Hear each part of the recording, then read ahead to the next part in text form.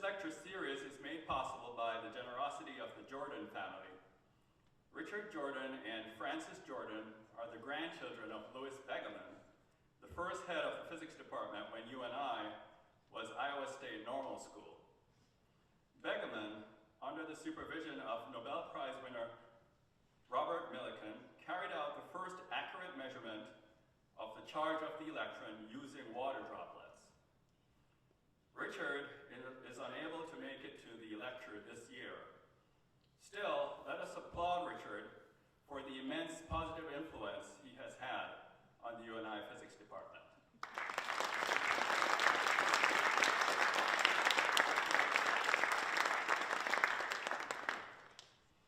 You also might like to know that Richard turns 93 in a few weeks, and so I'll take this opportunity to wish Richard a happy birthday.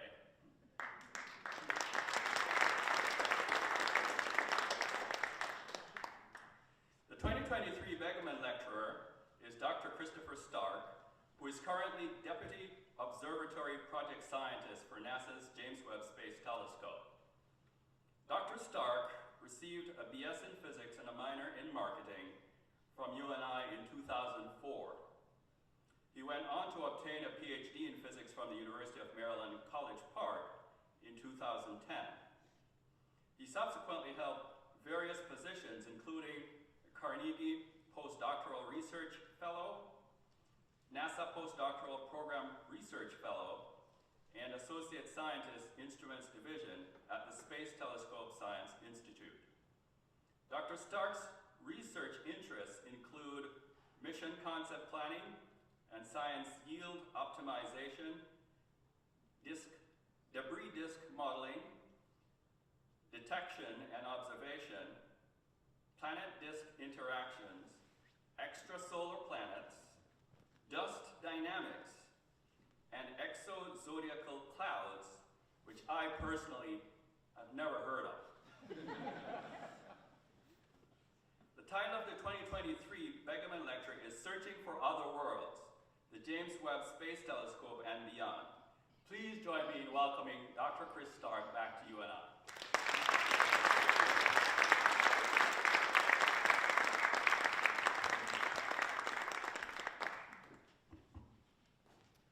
All right, thank you, everyone. The last time I was on this stage, I had the opportunity to talk about the first love of my life, which was my wife. We got married right here. And so it's quite the honor to be back here and talking to you under very different circumstances about the second love of my life, which is extrasolar planets. And today what I hope to do is to sort of give you a historical perspective on the field of exoplanets, talk about where it's been, where we're at now, and where we're going in the future, and to talk about NASA's role in that. Now, the story started long before the James Webb Space Telescope. Started off in 1990. And I don't know if you remember where you were in 1990. I was probably watching Teenage Mutant Ninja Turtles, and I was completely oblivious to the fact that NASA was about to revolutionize astronomy. They launched the Hubble Space Telescope. The whole point of the Hubble Space Telescope was to be above the Earth's atmosphere. If you're a ground-based astronomer trying to look at the stars through the atmosphere, it's this very pesky feature, the air that we breathe. All the turbulence in the air makes for stars that twinkle, it makes for blurry images. And so the point was to build a space telescope to be above the atmosphere so you could have very crisp, detailed pictures of the cosmos. Now, we're all familiar with the fantastic images that have come back from the Hubble. But when it first launched, there was a problem. There was a spherical aberration on the primary mirror of the telescope. And so those crisp, clear images that we had promised, they didn't come to fruition. Now, NASA could have thrown up its arms and said, we failed this mission. I'm glad they didn't. They spent the next 3 years diagnosing what the problem was with the Hubble and ultimately fixing it. The headlines that were rolling in early on after they figured out that there was a problem look something like this. Troubles continue to plague orbiting Hubble telescope. Looking out blearily, the mirrors of Hubble, scientists assess the Hubble loss and the trouble with Hubble. Now, NASA decided to fix this problem. How did they fix Hubble?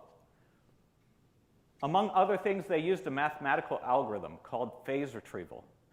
And this sounds like a complex algorithm, and it is complex, but it basically boils down to a very simple process.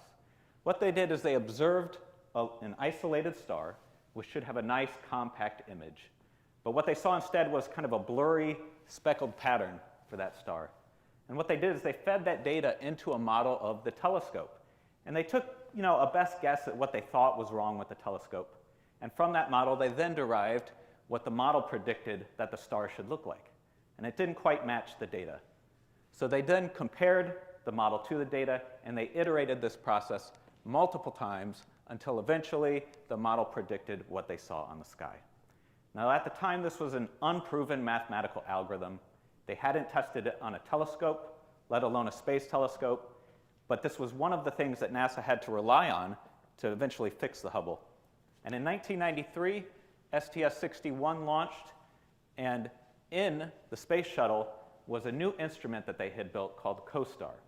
CoStar was effectively 4 optics that were built just to fix the problem with the mirror. So all of the other instruments could then operate correctly. Once they installed CoStar and took images, it was clear that it was a success. So we finally had our crisp images that we were after. Once Hubble was brought into focus, all of the wonderful images that you're used to came flooding down. This is probably one of the most iconic images from the Hubble Space Telescope. This is called the Pillars of Creation. And what you're looking at is a molecular cloud of gas and dust in sort of columns. These molecular clouds are where stars are born. So these molecular clouds are enormous. The distance of a single column here is many light years. It takes light many years to travel from one point to another. That's how large these are. These molecular clouds of gas and dust, they collapse and eventually form stars. Now, the reason that they look like columns is because outside of the field of view, there are massive stars that are irradiating these columns with ultraviolet light and sort of blasting away those clouds and eroding them, creating these filaments of structure that you see. This is within our own Milky Way galaxy. It's about 2,000 parsecs away, or 6,000 light years or so. But Hubble can not only look at things like this in our own Milky Way galaxy, it can look outside of our galaxy. It can see other galaxies. What you're looking at here is the Sombrero Galaxy. And the thing I love about the Sombrero Galaxy is how you can see these individual molecular cloud filaments in another galaxy. So other galaxies have these same molecular clouds where you're seeing similar stars being born. So we're seeing the birthplaces of stars of other galaxies as well. Now, probably the most impactful image that I've ever seen come from Hubble is something called the Hubble Deep Field. And the idea of the Hubble Deep Field is that astronomers decided it was a great idea to waste a bunch of telescope time. Okay, so they found a patch of sky that is 2 arc minutes by 2 arc minutes. And to get an idea of how big this patch of sky is, I want you to hold your pinky out at arm's length in front of your head. Your pinky is about 1 degree across. 2 arc minutes is about 1/30 of the width of your pinky. So we're talking about a small spot drawn on your pinky. They found a small spot on the sky that had nothing in it. No known stars, no known galaxies. It was blank.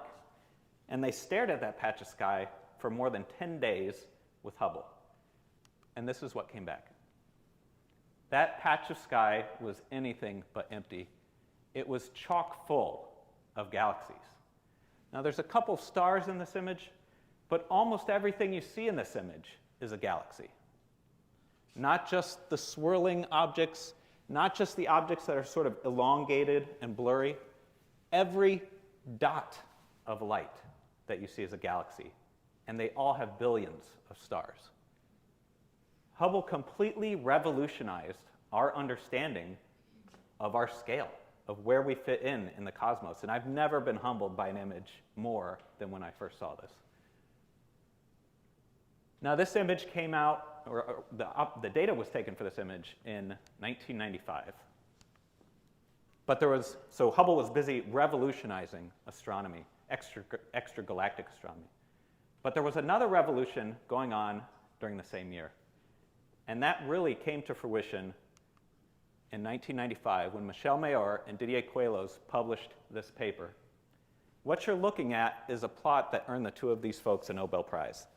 And it probably doesn't look like much, but what this shows is the first detection of a planet around another star.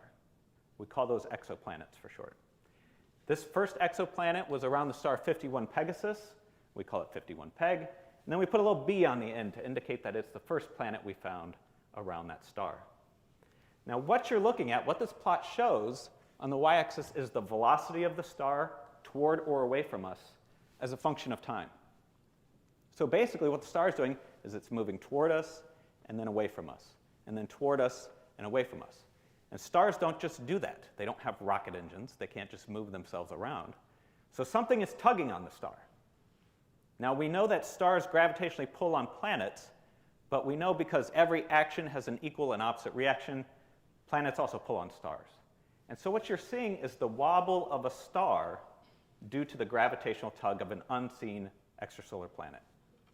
So the first exoplanet was detected not by imaging it, but by looking indirectly at the wobble of the star.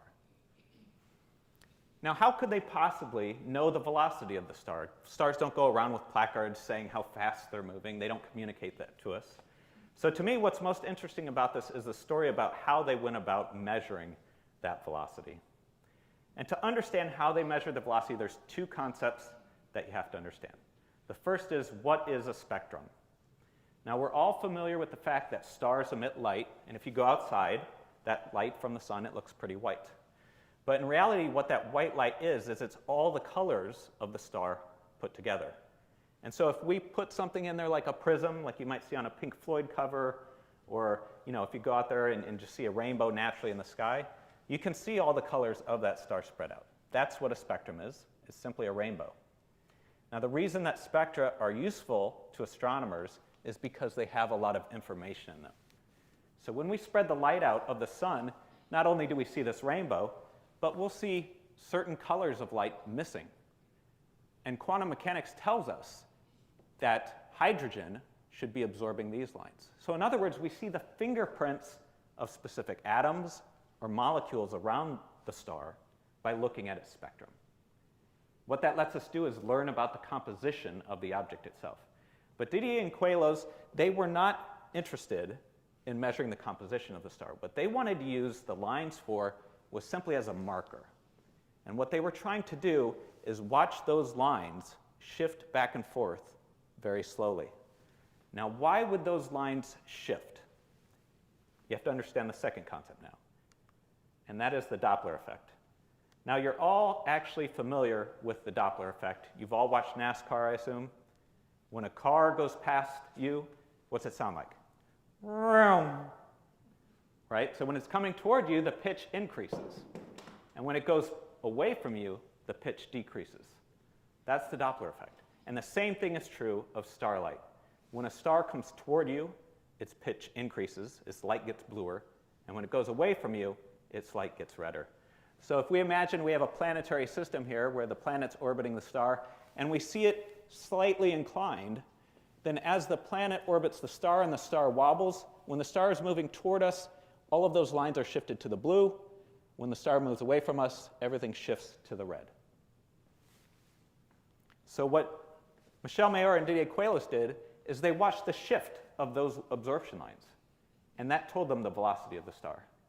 Now, to measure that shift, you need a really good ruler. We're talking about velocities of 100 miles per hour. That sounds like a lot, but in terms of astronomy, that's incredibly small. So to detect this planet, they had to have a really good ruler. Basically, they needed a fine grid to compare their stellar spectrum to down here. Now, what we use now is something called a laser frequency comb, and it can produce this very fine grid to compare the spectrum to. Back then, they didn't have a laser frequency comb. And so it turns out what they had to do was find a natural ruler.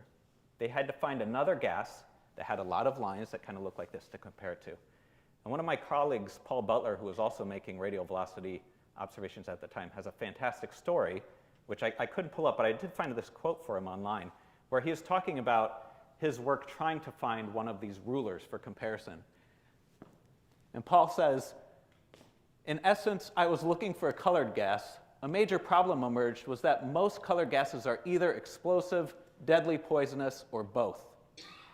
After 6 months in chemistry libraries, and daytime tests on the Hamilton spectrometer, we settled on using molecular iodine, which is deadly poisonous. So these observations at the time, these weren't just astronomically challenging, they were actually hazardous. And folks were wearing gas masks in certain situations to pull this off. Now, once the first exoplanet was detected around a sun-like star, that really started what I would call the exoplanet detection arms race. Folks realized that this was possible all of a sudden, so all sorts of folks were doing radial velocity measurements. And then folks started dreaming up other ways of detecting exoplanets. And that's when the transit method took off. The transit method is another way of finding planets around other stars without taking images of them. And it's beautiful in its simplicity. The way the transit method works is imagine you have a planetary system, and imagine you get lucky, and this system happens to be oriented just edge on. Then when the planet passes in front of that star, the star is going to appear dimmer for a bit. And when the planet passes out from in front of the star returns to its normal brightness. And if this happens over and over and over again, then you know you have a planet orbiting that star. Now, what's beautiful about this method is it's shockingly easy. The first planet detected with the transit method came out in the year 2000 from David Charbonneau. He published this light curve. So you're looking at the flux of a star, how bright a star is as a function of time.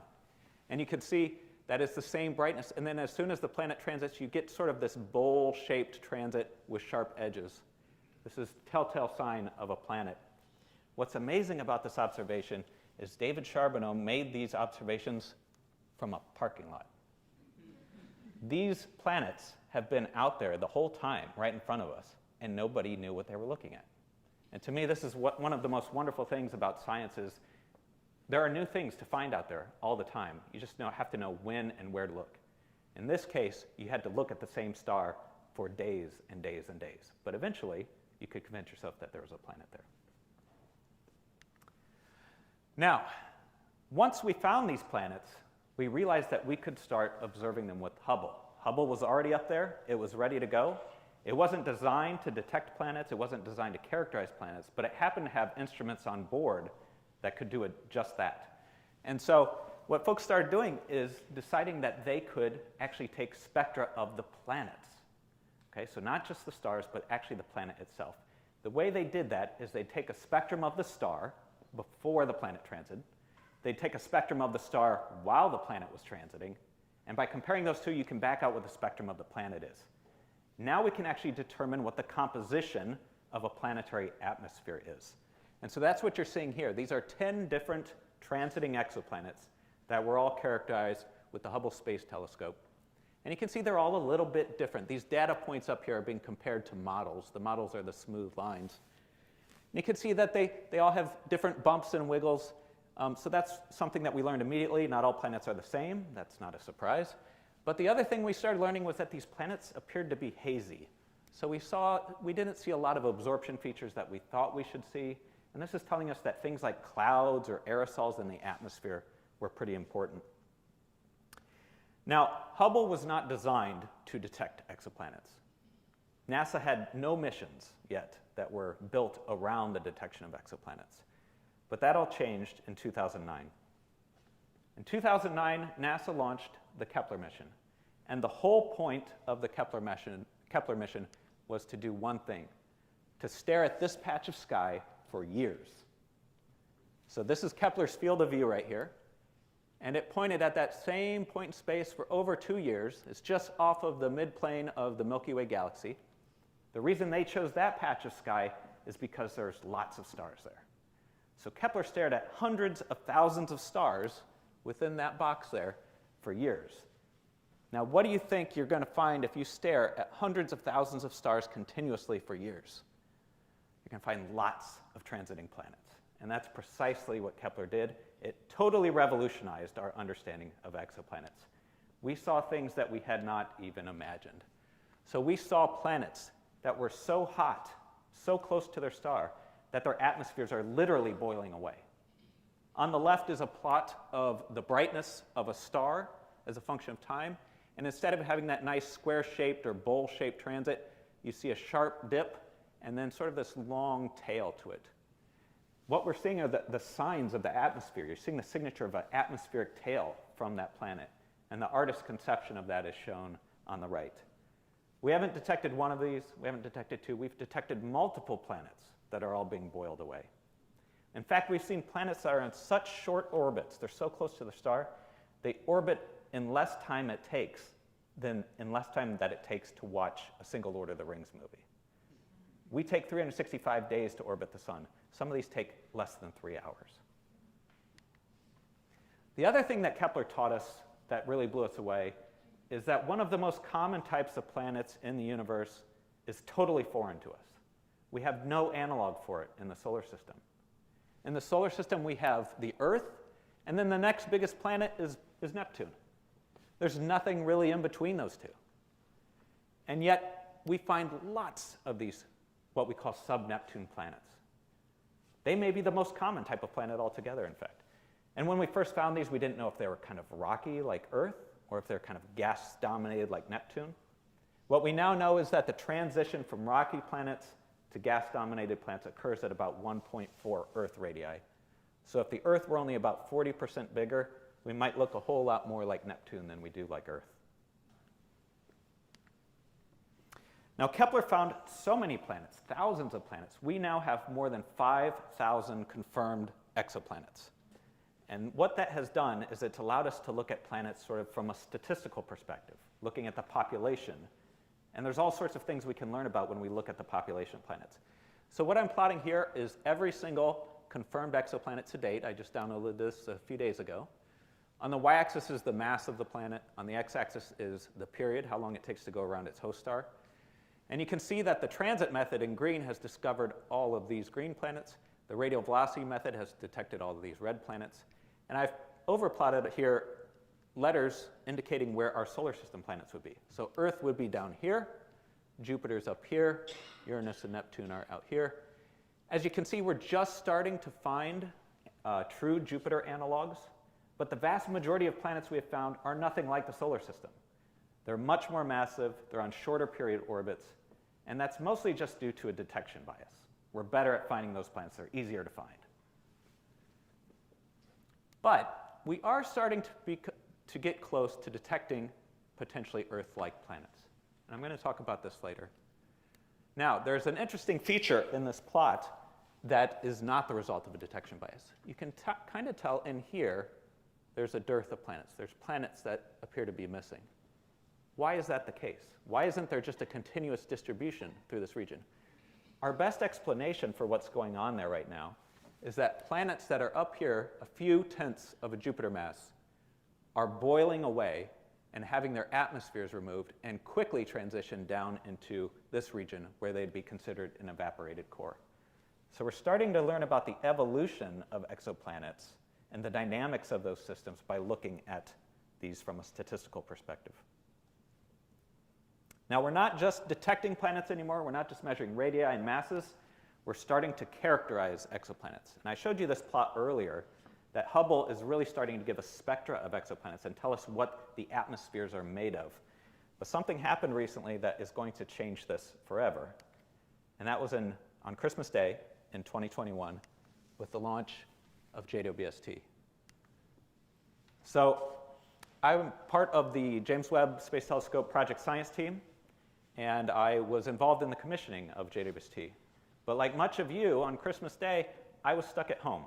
We were in the middle of a pandemic, and the vast majority of people that were involved with this project were not allowed into the Mission Operations Center unless you were necessary at that moment.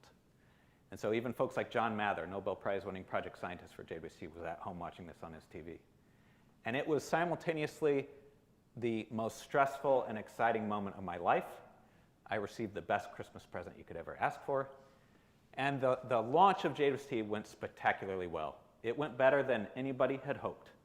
Because of the fantastic launch we received from this Ariane 5 rocket supplied by the European Space Agency, JWST has a projected lifetime more than double of what we had predicted. The reason for that is because unlike Hubble, which orbits the Earth, JWST orbits millions of miles away from the Earth. And so we had to use fuel on JWST to push it out to that location. Well, if we get a really good launch from the rocket, then we have to use less fuel to push it out there, and so then the mission lasts longer. And that's precisely what happened. So we now expect JWST to have fuel to last at least 20 years, and that has actually changed the conversation about how we use the telescope. We're not just trying to maximize science over a short period of time now. We're trying to maximize science for decades. This was the last moment that any human ever saw a resolved image of the James Webb Space Telescope. It was separating from its rocket fairing, and many of us didn't even realize that this footage was going to be shown on live TV, so this was quite the surprise. And when I saw this, it took my breath away. The separation from the fairing went extremely smoothly. Very little vibration was imparted to the space telescope. And the plan was that we thought that about 7 minutes after separation, we would see the solar array deploy. This is a really critical moment in a mission when the solar array deploys, because up until that point, you're relying on batteries to power everything. And those batteries, they're only going to last a few hours. So you have to get the solar array out. You have to start powering your mission. Otherwise, you're done. So everybody was waiting for 7 minutes for that to deploy, but it turns out that it wasn't on a timer. It was waiting for the vibrations to settle down. And because we got such a clean separation, only a few tens of seconds after separation, the solar array itself started deploying. You'll see that here in a moment. There it goes. And not long after this, we heard on the voice loops of the Mission Operations Center that we were power positive, which meant we were generating our own electricity, and there was a lot of rejoicing and excitement. Now, that's just one of many deployments that had to occur on JWST. The reason that JWST had so many deployments is because the telescope's too big for the rocket. We wanted to launch an 6.5 meter space telescope. There's no rocket big enough to do that. So we actually had to figure out how to fold up the telescope to fit it in the rocket. As a result, while it's moving to L2, we had to unfold all of it. And so the first thing that had to happen is that solar array had to deploy, like we just saw. Not long after that, down in the corner here, our high gain antenna had to deploy. That allows us to efficiently communicate with JWST. Then the fore and aft unitized pallet structures deploy. This contains the sun shield, which I'll show you here in a moment. After that deploys, the entire optical element of the telescope raises up and separates from the spacecraft. We then deployed the aft momentum trim flap back here, which basically helps balance JWST in space because it absorbs radiation pressure from the sun. And we then unrolled the sun shield membrane covers and started extending the booms, and along with it, the sun shield. Now, this was probably the scariest moment of the deployments for many of us on the project. This sun shield is the size of a tennis court, and it's this big floppy structure. Well, in 0G, it's hard to determine what's going to happen to a structure like that. So a lot of engineering and testing went into deploying that and making sure it deployed correctly. We then tensioned all of the layers of the sun shield, folded down the secondary mirror in front of the telescope. Behind it right now, the aft deployable instrument radiator is deploying, which helps keep the instruments cold. And then finally, the primary mirror wings deploy. Now, this looks nothing like Hubble, but at its core, it functions in many similar ways as Hubble does. The starlight comes in from the left. It's going to bounce off this very large 6.5 meter diameter primary mirror. It is then reflected up to this single secondary mirror, and then into this sort of protruding black box here. There's a hole in the front of it. Once it's in that black box, it bounces around a couple more times, and then finally it ends up behind the primary mirror where all of our cameras and equipment is to take these sorts of pictures. The reason it looks so different from Hubble is, one, because we had to fold it up, but two, because it's an infrared telescope. Hubble observed in the ultraviolet and the visible wavelengths. We see visible wavelengths with our eyes. JWST was designed to observe in the infrared, so that's redder than the red that we see with our eyes. And to observe in the infrared, you need a lot of things, two of which are that you have to be gold and you have to be cold. Okay, so we have gold-coated mirrors here. The reason why they're gold is because gold is very reflective in the infrared. So we want very reflective mirrors so we collect as many photons as we can. It also had to be cold. In fact, the entire telescope that you see here is at a temperature of 60 Kelvin. That's 60 Kelvin above absolute zero. And one of the instruments on board JWST, the MIRI instrument, is only 6 or 7 Kelvin above absolute zero. The reason why this whole thing has to be cold is because when we talk about infrared light, we're talking mostly about heat, right? So if you've ever worn infrared goggles or seen images of people wearing infrared goggles, you can see people's body heat in the infrared. Anything that has a temperature emits infrared heat. And so if you're trying to observe stars and galaxies in the infrared, you want to make sure you're not staring at the telescope's own heat, right? So we have to cool it down so the telescope itself doesn't emit infrared radiation. Well, to do that, to cool it down, we need this sun shield. So the sun is always down here through the floor. That sun shield is always pointed at the sun, and the telescope is perpetually in shade. And those 5 layers of sun shield are what help us cool this telescope down. Now, after all these deployments occurred, NASA said we're done with deployments. That was only partially true. We actually had to then deploy the mirrors. So there's 18 hexagonal mirrors that comprise the primary mirror of JWST. They are all individually positionable. And we first had to deploy each one by more than a millimeter. So once they first deployed, they weren't quite aligned right. They weren't acting like one big mirror. And so we had to tip or tilt them. We had to rotate them. We had to piston them back and forth.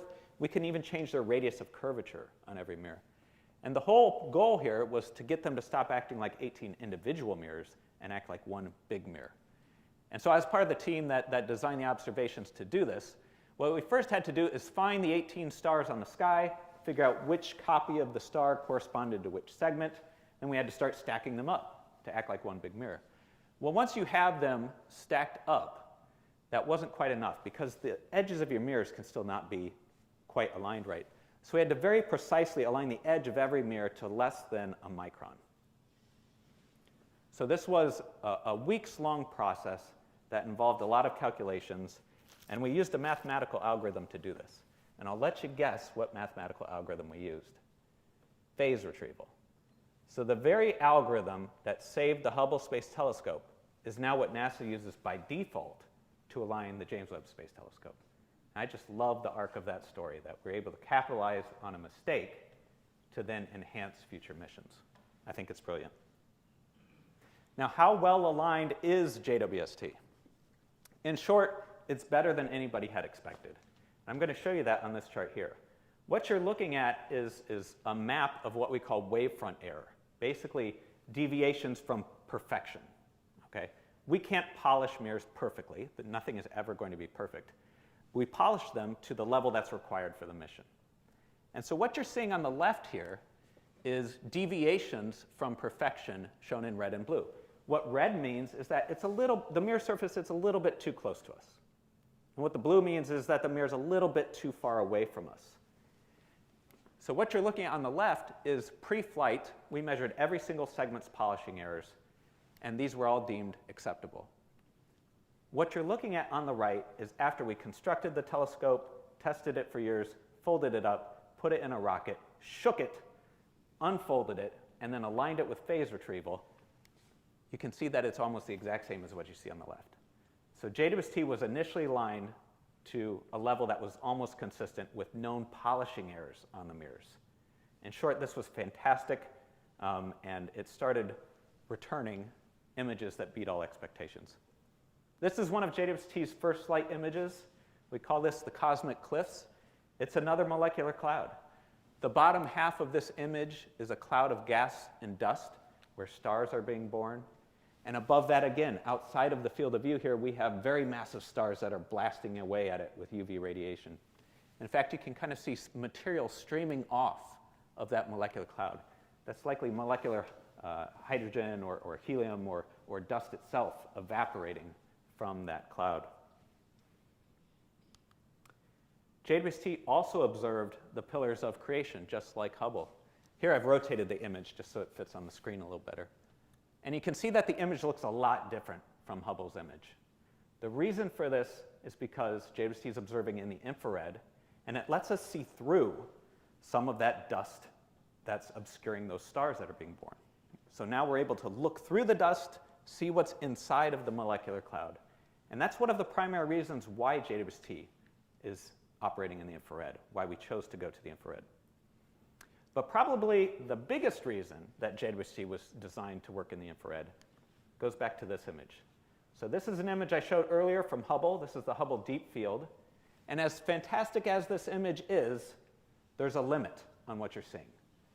So as soon as this data came down, astronomers realized that there were galaxies as far as the eye could see, and that means there's galaxies that we don't see. And it's not that we can't see them because they're too faint. It turns out that we can't see them because they're too red. Okay? And the reason for this is because the universe is expanding.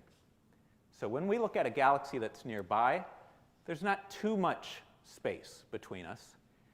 And because the universe is expanding, it's moving away from us at a smaller velocity.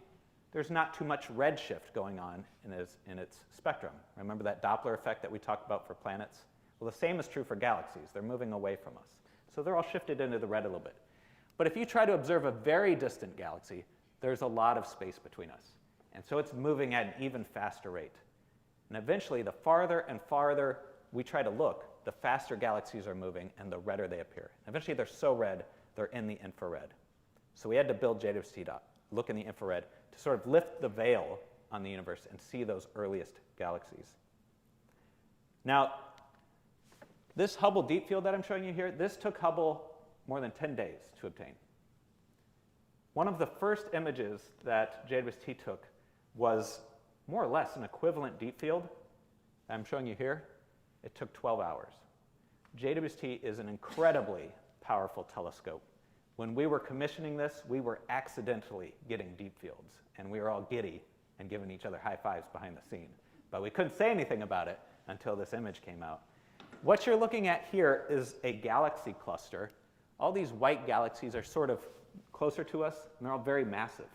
Their combined gravity is so strong that it bends space near the galaxies and distorts light. So these strange kind of looking arcs here are actually galaxies that are behind those white galaxies. But the light from those galaxies, instead of just going straight, gets bent toward us, and it gets distorted. So instead of looking like nice swirling spirals, we see these arcs of material that are galaxies here. And this is a really fantastic, astronomers use this as a tool to study very distant objects. Now, one of my favorite images that has come out of JWST so far is this here. What you're looking at is a protostar. Here in the middle is a single star being born. And swirling around that star is a disk of dust. It happens to be oriented edge on. So you see that little black lane there in the middle? That's because that disk of dust is blocking the starlight from reaching us. And in that disk of dust, there are planets being born. So we're seeing a planetary system forming. The reason it looks like this is because light can't escape out in these directions because of the disk, but it can escape out of the plane of the disk. And so we get this beautiful hourglass illumination effect here. Now, JWST isn't just going to observe galaxies and protostars and planets being born. We're going to use it to observe exoplanets. And it's going to be a phenomenal tool for observing exoplanets. It was not designed from the get-go to do this, but it turns out to be an ideal instrument to take spectra of extrasolar planets. So one of the first observations it made is what we're showing you here. This is the spectrum of an exoplanet. And we see we can determine the composition of the atmosphere of this planet. It's called WASP-39b. The star's called WASP-39. And this is the first planet found around it. It's a very hot Jupiter-mass planet, roughly. And we're seeing signs of water vapor in its atmosphere, carbon monoxide, carbon dioxide, sulfur dioxide, which was a huge surprise. Nobody expected to see sulfur dioxide, and all of a sudden that popped out. Just in the last few weeks, we're seeing all sorts of new exoplanet data come out. So about a week or so ago, this was published. This is an emission spectrum of a transiting exoplanet. So now instead of taking the spectrum when the planet is in front of the star, we're waiting for the planet to orbit around to the backside, and right before it disappears behind the star, we obtain a spectrum of the really hot side of that planet. And what we see is basically the same stuff we see when it's in transit, but out here, all these tiny little wiggles that you see indicate the presence of silicates. Silicates it's basically sand. It's glassy, rocky type material. So people have interpreted this as we're seeing a sandstorm on another planet. Now it's a little more complicated than this. This is a gas-dominated planet, so it's probably not the sandstorm you're used to. But nonetheless, we're seeing sand-like material in the atmosphere of another world. Now, if you're in the field of exoplanets, there's probably one system that you hear over and over and over again about, and that is a system called TRAPPIST-1. And all the astronomers are obsessed with this system. Why do we care so much about TRAPPIST-1? It's because it's our best chance at searching for an Earth-like planet with JWST. TRAPPIST-1 is a very unique system that we're sort of lucky in that we have a system like this that's so close to us. It has 7 planets orbiting the star, labeled B through H here. And all of those planets are so close to the star that, here's our solar system for comparison, they would be well within the orbit of Mercury. Now, normally you'd think if you're that close to the star, you'd be just vaporized, right? But with TRAPPIST-1, it happens to be a very low mass star. So it's a pretty cold star. And so it turns out that 3 of the planets, E, F, and G, happen to be at just the right distance that, it's like having a right distance from the campfire. They're just warm enough that they could have liquid water on their surface. So all the astronomers want to know, is there liquid water on TRAPPIST, E, F, and G? And we're constantly pestering people to tell us this. We're collecting data. We don't have enough data yet to tell us whether they even have an atmosphere, let alone water vapor. And so we're going to find that out in the future. But 2 days ago, there was a press release about TRAPPIST-1b. And it turns out that TRAPPIST-1b looks a lot like this, a barren rock with no atmosphere. Now, why is this interesting? Why do we, TRAPPIST-1b, it's a barren rock. Let's move on, right? Well, people actually are pretty excited about this because some people have been suggesting that none of these planets are going to have an atmosphere. Because the TRAPPIST-1 star, even though it's very small and faint, turns out it's very violent. And it has these huge eruptions and flares that could completely remove the atmosphere of a planet. So there are some folks, including myself, that are looking forward to the day when we find out these are all completely vaporized planets. One of the best things that has come out recently, in my opinion, about exoplanets is the fact that we now know that potentially Earth-like planets are not rare. So we haven't found many planets that are sort of similar to Earth, but we've found enough and come close that we can now estimate how common potentially Earth-like planets are. And if you look back in the year 2000 when Kepler first started disseminating data, looking at, so we call this is labeled here gamma Earth, but we call it eta Earth, how many Earth-like planets there are per star. Back when we started getting data from Kepler to measure this, the estimates were all over the place. More than 100%. Less than 1%, right? They were all over the place. But eventually, things started to converge. So recent estimates are now all between 10 and 50%. So we think roughly a quarter of all stars have the potential to host an Earth-like planet. To me, that is absolutely mind-blowing. We have billions of stars in our galaxy. There's countless galaxies. And a quarter of them might have a planet like our own. So obviously, we want to go find these planets, right? We want to look for these sorts of planets around nearby stars, find them, characterize them, determine do they look like Earth? Are they places where things could live? The problem is that all of these methods I've told you about, the radial velocity method, the transit method, they all have a limit. And that limit is due to this boiling, churning nature of stars. So the surface of the star is undulating and moving, and we see flares. And that makes it very hard to find tiny signals due to Earth. We can't measure their velocities that well. We can't measure transits of tiny planets that well. And we certainly can't use these methods to characterize them. So how are we going to do this going forward? We are going to have to do what currently seems almost impossible. We're going to have to directly image them. The reason why this seems so difficult is because even for telescopes as big as JWST, they can only focus a star's light so well. So this star here does not appear to be a single point. Its light is spread out like this, and that's due to a limit of physics. Okay? The reason you don't see this with your camera is because you don't try to. Right? We're pushing these things to their absolute optical limits. And if you wanted to know where this star's planets were, they might be something like right there. So they're completely lost in the glare of the host star. Not only are they right next to the star from our perspective, but they're 10 billion times fainter than the star. Right? Some people have likened this to trying to detect a firefly next to a spotlight in California while you're standing in New York. It's actually worse than that. It's like a phosphorescent bacterium next to a spotlight. So it's a really difficult problem. We're going to solve this by using an instrument called a coronagraph. Coronagraphs are designed to block starlight and allow the planet's light through. Now, coronagraphs are not new. They've been around for a long time. In fact, the Hubble Space Telescope has coronagraphs. JWST has coronagraphs. But these coronagraphs achieve different things. Hubble has mostly looked at the outer regions of planetary systems. So here in the center would be the star. You see it's been blocked out. And outside of the star, you can see this ring of material. We call this a debris disk. This is dust being released by comets and asteroids around that star. So we're seeing basically the analog of our own Kuiper belt. JWST is going to be really great for observing planets. It already has observed a planet with its coronagraphs, but it's going to observe a very specific type of planet. Those planets are going to be very massive, like Jupiter. They're also going to be very hot and young. So it's looking for planets basically that are still hot from formation. None of these coronagraphs are what we need to find truly Earth-like planets. How are we going to do this? Well, NASA has a plan. So in 2026, NASA plans to launch the Roman Space Telescope. On board the Roman Space Telescope is going to be a technology demo.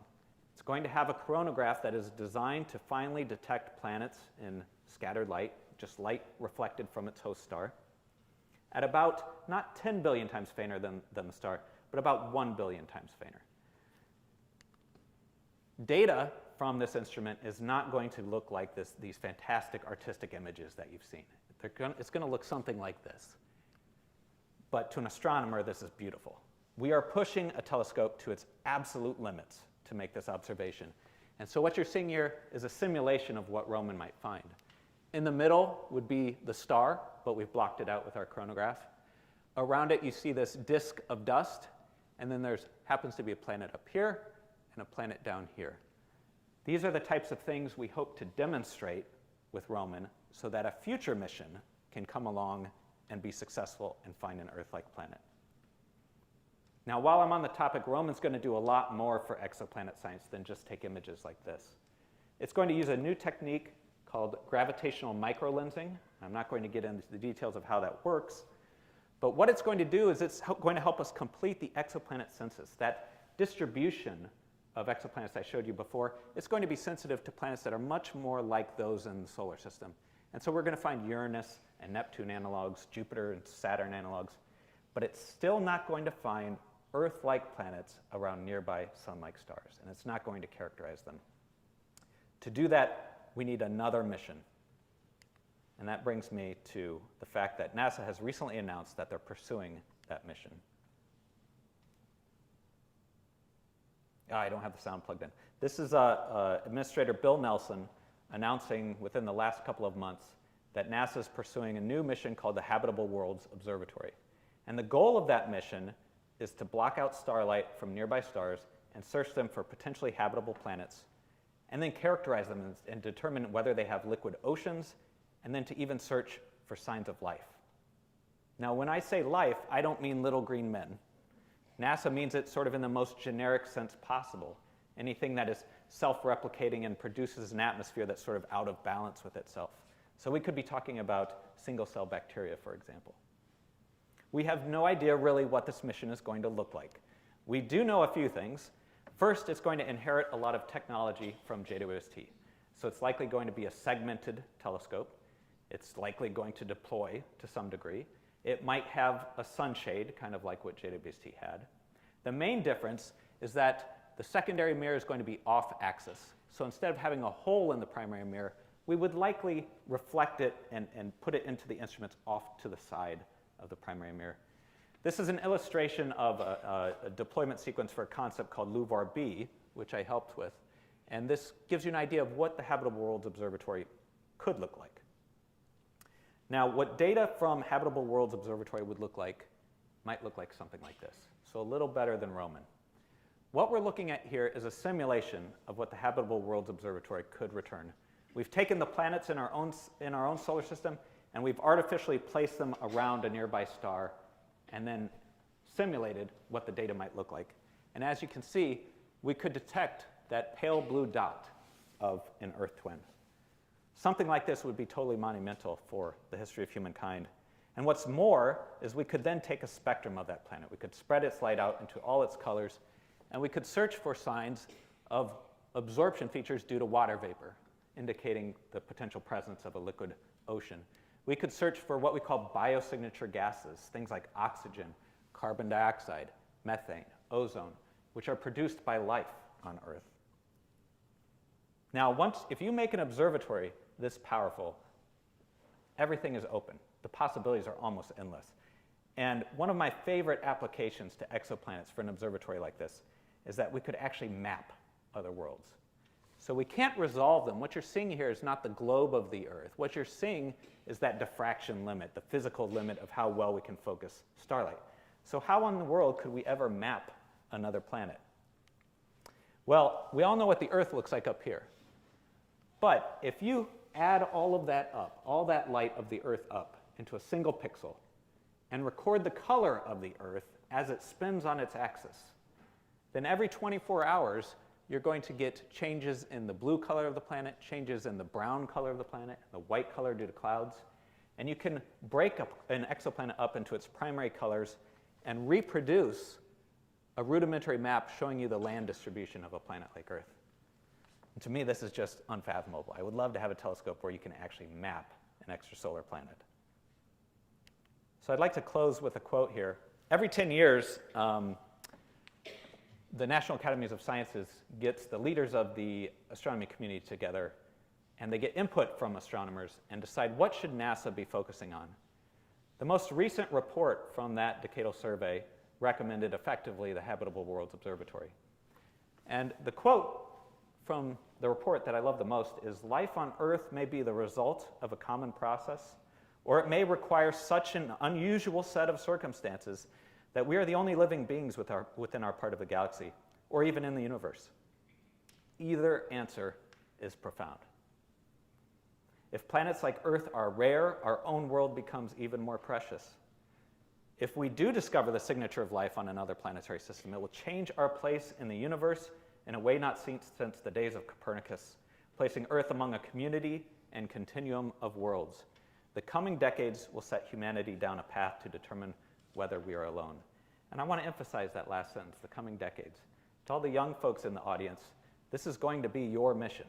This isn't necessarily going to be my mission. I might not be here anymore. So if this is of interest to you, then I suggest you get involved. We need bright minds on this. Thank you.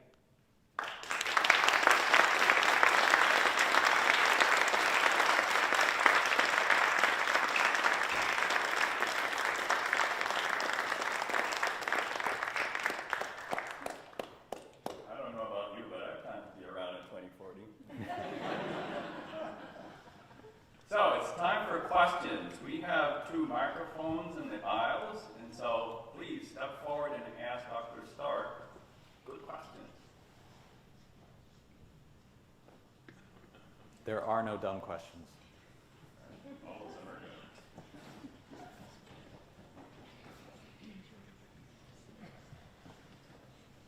Hi. Can you talk about how you got interested in astronomy and when that happened? Yeah. So I think I have an atypical physics story. Actually, maybe it's more typical than I think. But my brother, who's in the audience here, is responsible for all of this. So I came to UNI not really knowing what in the world I was doing. I thought I was going to be a business major. I was taking marketing classes. And my brother said, "Hey, you know, there's this really cool physics class called the Physics of Everyday Life. And you need to take a class like that for your core curriculum to complete that requirement." And so I took his advice. I took that class. And it was quite literally life-changing. And I fell in love with physics. I thought it was the coolest thing that I had ever learned. So I switched my major to physics. And I was still had no idea what I was doing with a physics degree. I thought I would end up at John Deere doing something like that. I didn't even know graduate school was like a possibility for me. And then I was going to colloquia, and somebody from Iowa State came and gave a talk on the radial velocity method that I talked about. And it was like a light bulb went off. I knew exoplanets to me were just the coolest thing anybody could ever do with their lives, study that and get paid to do it. So I knew immediately that that's what I wanted to do. Now, I had no idea how to get involved in the field of exoplanets or anything. So I just started, I went to the University of Maryland for grad school because that was near Goddard, NASA Goddard, and I just started pestering people and asking them if they needed a grad student to work for them, and kind of weaved my way in there, and it worked out, so.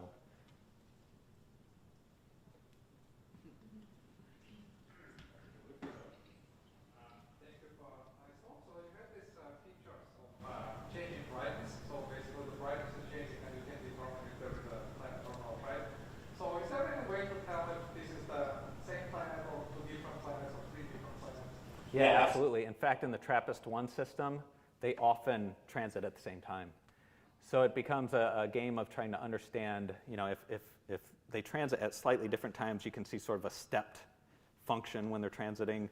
If they transit at the same time, then you get the combined signal of both planets.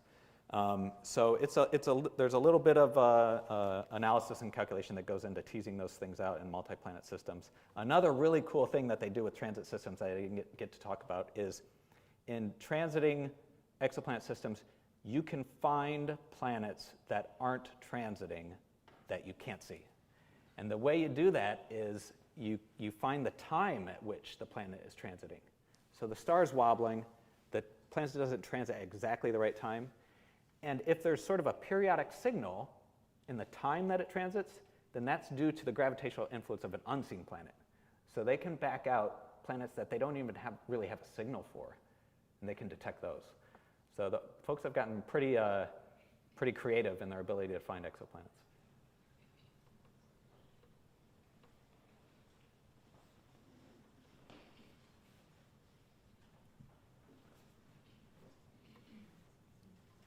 I guess Mike is not.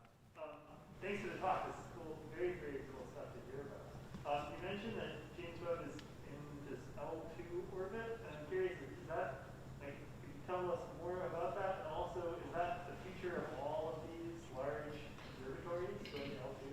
Yeah, it depends. Large observatories, maybe, right? So it depends on the requirements of the mission, of course. But JWST could not orbit around the Earth because we had to shield it from any sort of infrared light. And so if you're close to Earth, then you'd be receiving infrared light from the Earth or the Moon. And so it had to be out past the Moon. And so this location you're talking about, it's called the second Lagrange point, or we call it L2 for short. And it happens to be sort of a special point in space where you can orbit the Sun in the same time that the Earth orbits the Sun. So it has the same orbital period, 365 days a year, but it's much farther away than the Earth. What that does is it means that we can always communicate with JWST because we don't get separated from it, and yet it's far enough away that it doesn't have to have that we can block the infrared radiation from hitting the telescope. Yep.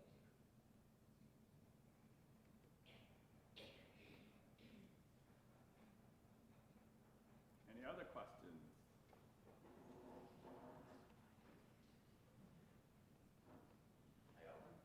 Go ahead. Is this on? Yep.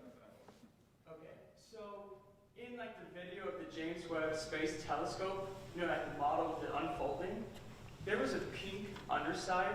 Was there a reason? Or is that just to show the model better? Yeah, so the different layers are coded differently based upon their reflective properties.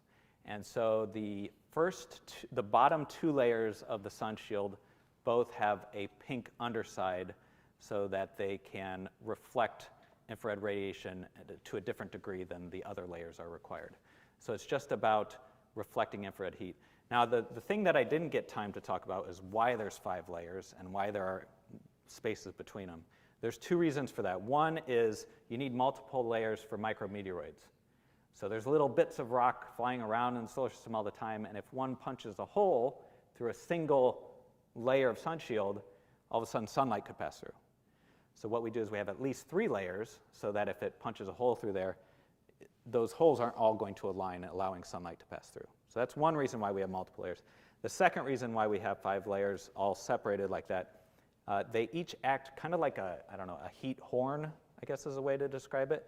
So that there's actually an angle. The layers are kind of pinched together at the middle, and then they're separated at the edges. So any sort of thermal radiation that's bouncing around in between them eventually bounces out.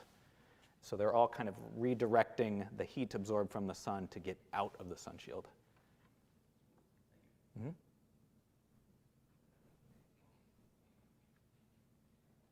Other questions? What's the temperature difference between the first layer and the 5th layer? The first layer and the 5th layer, several hundred Kelvin. Okay. Over a pretty small area. It's a pretty steep thermal gradient. So the first layer is hot and the last layer is really cold. Yes, last layer is almost 60 Kelvin, the same as the telescope. I have a question. Sure. Can you describe the process a little bit of like making images viewable, like from Yeah. model capture? Yeah, so astronomers don't always care about making pretty pictures, but one of the things that we do care about is public outreach, obviously. And so we put a lot of effort into, for those first light pictures, making sure that we take data that is probably well above the quality of data we would need for scientific inquiry. So when we take those observations, JWST doesn't work like a camera. It doesn't record all the colors at once. What we have to do is we select a single filter. There's literally a mechanism inside the instrument that rotates and puts a particular color filter in front of the camera. Let's say it's looking, at kind of red wavelengths, right? It puts the red filter there. And then we take an image. And then if we want another color of light, we have to pick a different filter. And so those images I was showing, some of those are made up of 3 or 4 filters. Some of them are made up of a dozen filters. We can't see with our eyes what JWST is seeing, right? It's an infrared telescope. So what we have to do is we have to then convert the colors that JWST is seeing into colors that we can see with our eye. And so what we do is we say, okay, this color that was closest to visible we're going to call that blue. This next color we're going to call that green. This next color we'll call that red. And we basically convert them over. And then there's a little bit of artistic interpretation to really to make these images hit home. But overall, everything is consistent with what what JWST is seeing. So you're not seeing manipulation of the data or anything like that. You're just seeing basically translation of color from one part of the spectrum into another. Yep.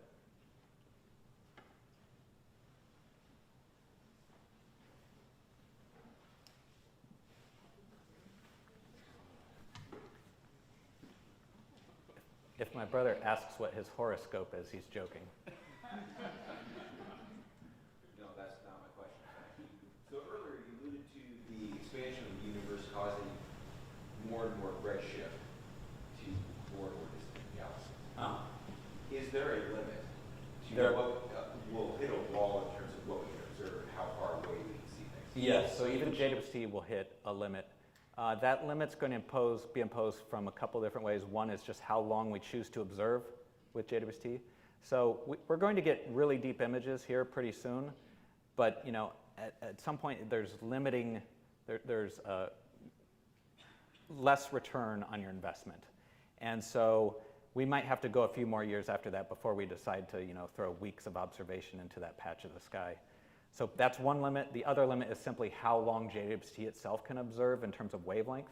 So Hubble was limited to a few microns. JWST is limited to about 30 microns. So eventually things are going to be so redshifted we can't see those galaxies. But the universe might impose a limit too. So we might end up finding that if we push things absolutely to the limit for JWST, that all of a sudden we don't see many galaxies anymore. And that's kind of what we're hoping to happen, is that we see the first galaxies that are born.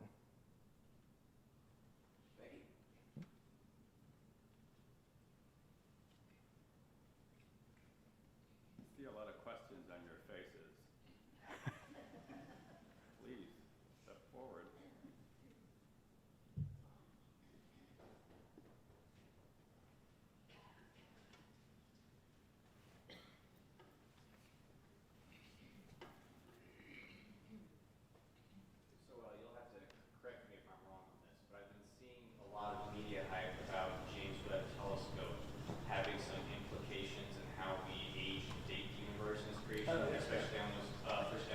Yeah. So I was wondering if you could just extrapolate a little bit on what that means for what we predict the age of our universe to be and stuff like that. Yeah, that's a great question. My understanding is that it's not quite about the age of the universe. There is a controversy about that related to what Hubble is observing. But what JWST is, what folks were initially seeing when we released those first deep images is there are galaxies in those images that appear very red, okay? And if it's red to JWST, that suggests that it's really red and that its light is very red-shifted. So that would tell us that the galaxy is very distant. And when you look farther at objects that are more distant, you're looking farther into the early portions of the universe. You're seeing younger and what the universe used to look like at a younger age. Now, what they were noticing, based upon those images, is that some of these very red galaxies were brighter than we had expected. They also kind of looked a little more organized than we had expected. We thought the first galaxies might not be these, anything that looked like a spiral. They might not have as many stars. So they just didn't quite meet expectations. Here's the rub. When that was first stated, we didn't have spectra for any of those galaxies. And to actually determine distance, you have to take a spectrum so that you have those lines that have been redshifted by a certain amount, right? If you're just seeing that the color of it is red, it's kind of a guessing game as to why it's red. So we have just started getting some spectra back for some of those galaxies, and we can actually start confirming whether they are distant or not. So just maybe literally yesterday, the day before, there's a non-refereed paper that was put up on arXiv, so take it with a grain of salt right now. But they took spectra for, I believe, 3 of those galaxies. 2 of them, they confirmed the redshift. They are indeed as distant as they thought. The third one is much closer, so nowhere near what they thought the redshift was based upon how red it looked. So we're kind of seeing science unfold in front of us. And it's going to be a few years before we really tease out whether that is right or wrong. So it's an exciting time to be, seeing scientists figure this out, right? I think sometimes we're under the impression that scientists have already figured everything out. That's not true. We're doing it right now, and you're seeing us stumble around while we do it. Yep.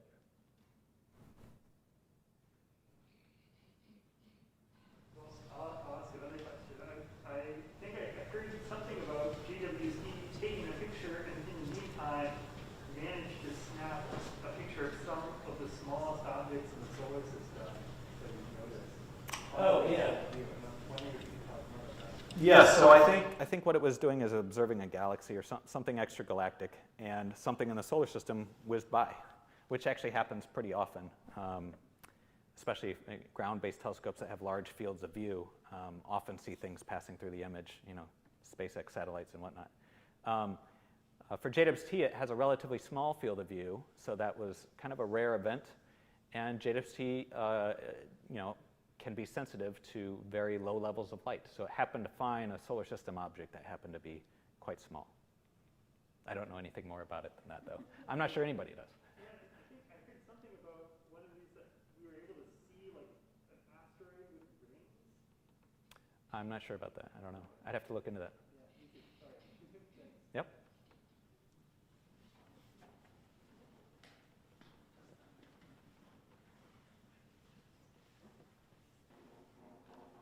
I'm curious, how hard is it to get time on the telescope, since I know it's like a collaboration of several countries?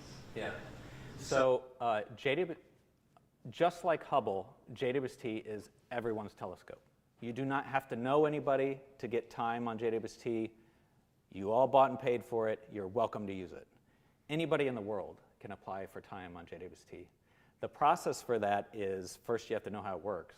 Second, you have to know how to apply for time, right? But if you have a good science idea, you are welcome to figure those things out and submit an application or a proposal for time on JWST. Needless to say, it's pretty competitive.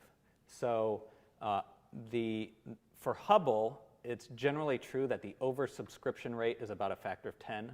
So people want 10 times as much time as we can possibly award for that, roughly year of time. With JWST, the first cycle of observations, it was a little lower than that, and we think because people were still figuring it out. We weren't sure what was working yet and what wasn't. This most recent cycle of observations, the oversubscription rate looks similar to Hubble.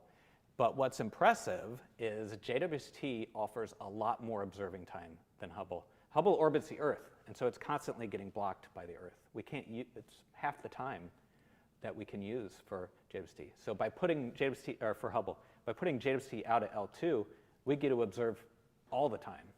And so we have twice as much time basically to award, and we still see this huge oversubscription rate.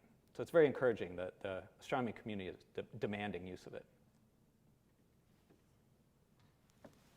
So I'm a biology student, so I guess my question is, like, if you were to see a planet that had like a huge abundance of oxygen, would you take that as a signal that there are cyanobacteria on that planet? Yeah, that's a great question. So we put a lot of thought into that.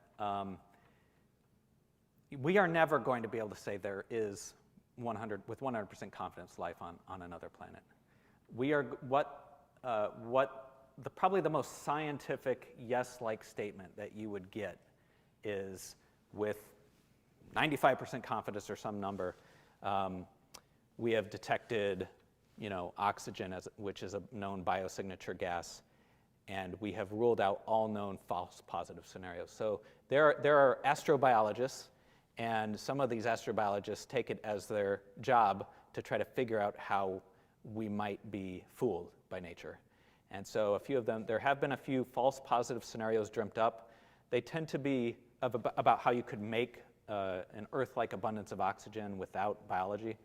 They tend to be kind of difficult to do and limited to very certain types of stars, but it is possible, and we're definitely taking precautions to try to prevent that. I think there's a lot of folks that would not want to make that statement unless they were actually quite confident in it.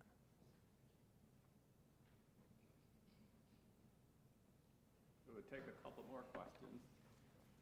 Maybe I can add to the end of that, which is what we're hoping is that we don't just find one planet with signs of oxygen, right? Our interpretation of these planets becomes much more robust if we have a dozen examples of it. And so that's what we're aiming for with Habitable Worlds. We're not designing it to detect one potentially Earth-like planet. We're aiming for dozens of them so that we can study them as a population.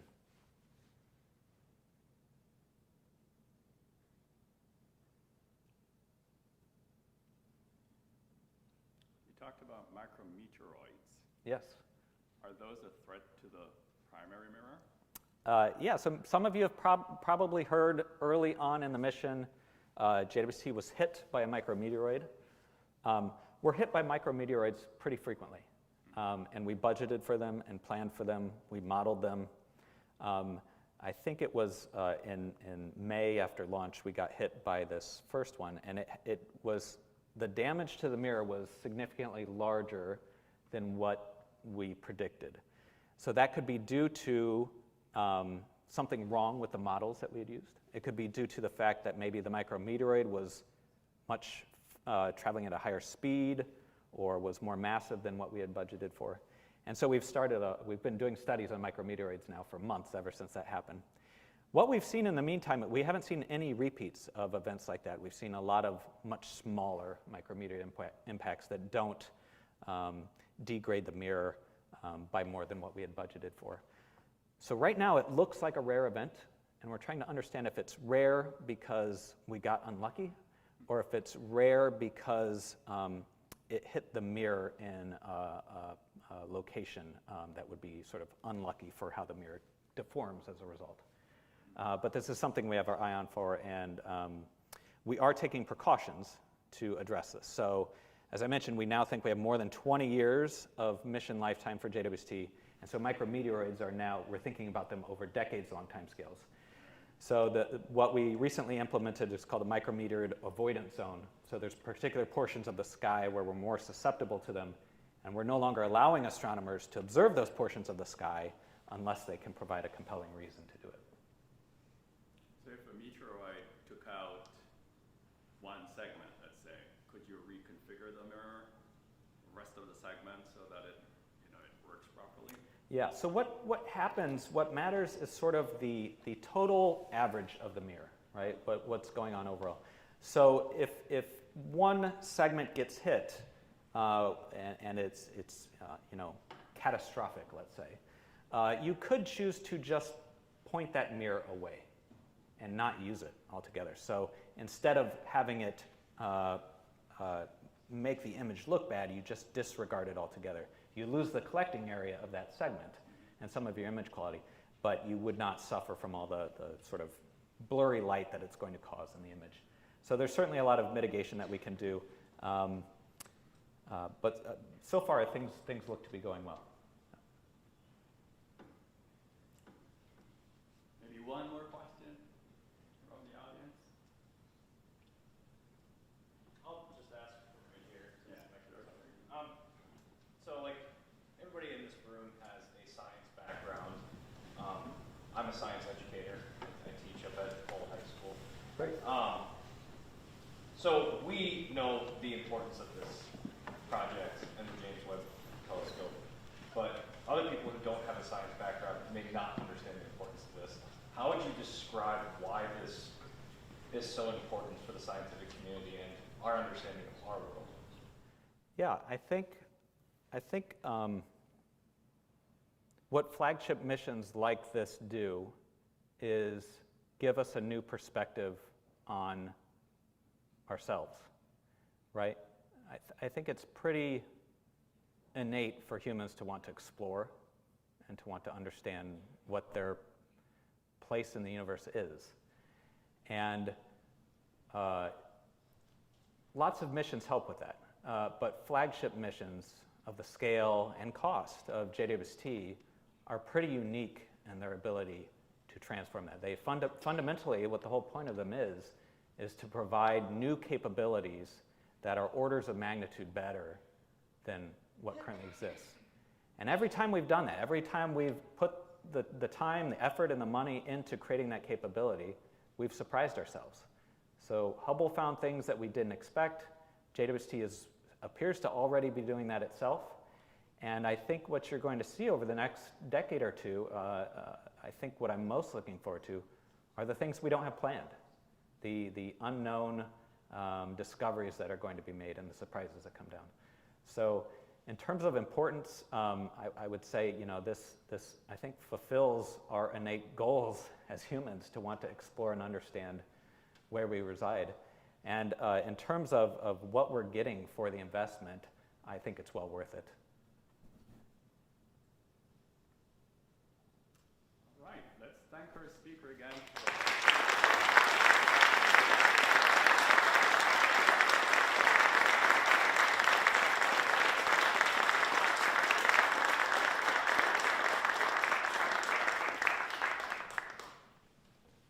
I think Chris will make himself available for personal interactions.